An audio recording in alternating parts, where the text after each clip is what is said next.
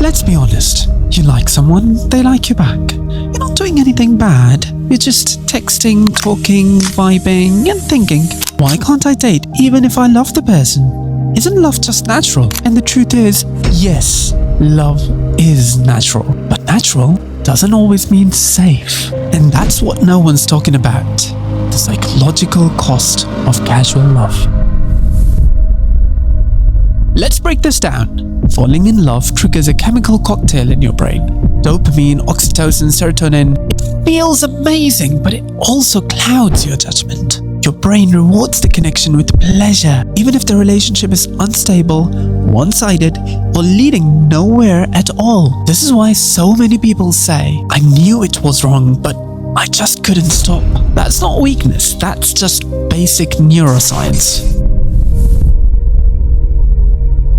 Dating, especially in your teens, often becomes very addictive. Not because of love, but because of emotional highs and withdrawal cycles. You become attached, not just to the person, but the texts, the emotional highs and lows, and the overall rush of the experience. Then comes the crash. Anxiety, obsessive thoughts, depression after a breakup, guilt, especially if things got physical. A Harvard study found that a heartbreak lights up the same part of the brain as physical pain. That's how deep the impact is. Now, let's look at the Quran. Allah never says love is evil. In fact, in Surah Ar Rum, He says, and from His signs is that He created for you from yourselves spouses, that you may find tranquility in them.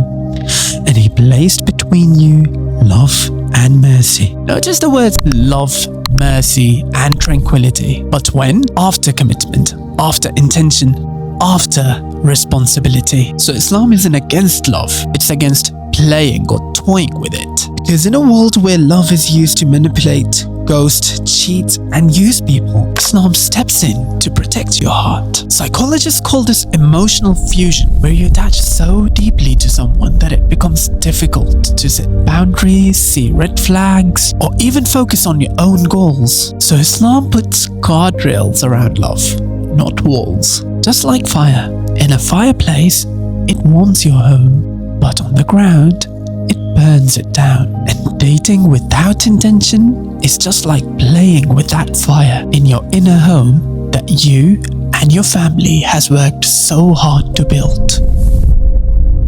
Sometimes love feels pure, and Islam does offer a path for that too. The Prophet ﷺ said, "There's nothing like marriage for two who love one another." So if you're serious, keep it halal. And if you're not ready for that level yet, keep the distance to protect your hearts. Because love's not supposed to break your spiritual boundaries. It's supposed to nurture them. Here's what nobody tells you. Dating culture teaches you that love is meant to fail. You jump from one heartbreak to another. And by the time you're ready for marriage, your heart is numb or cynical. You carry emotional baggage, trust issues, unrealistic expectations, all before you even get to the real thing. And Islam just comes in and tells us not to destroy our core, because we're going to need it later. So protect your heart now, so that you can give it to the right person, whole and healthy, not wounded.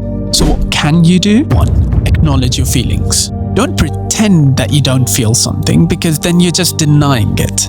And Allah knows what's going on in your heart. So feel free to have a conversation with Him about it in your du'as and your prayers. Number 2, don't feed the fire. The more you engage, the harder it is to pull back.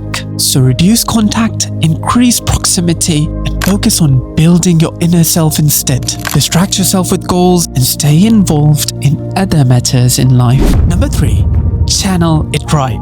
Work on becoming the kind of person your future spouse would want to marry. So if the love is real, it can wait. And if it can't wait, then it's probably just infatuation bias. Be aware of the infatuation bias. So the next time you ask, why can't I date if I love the person? Remind yourself that love isn't just a feeling, it's a trust. And Islam teaches me how to protect it. Drop a comment if it hits your heart, and if you have any questions, feel free to mention it in the comments as well.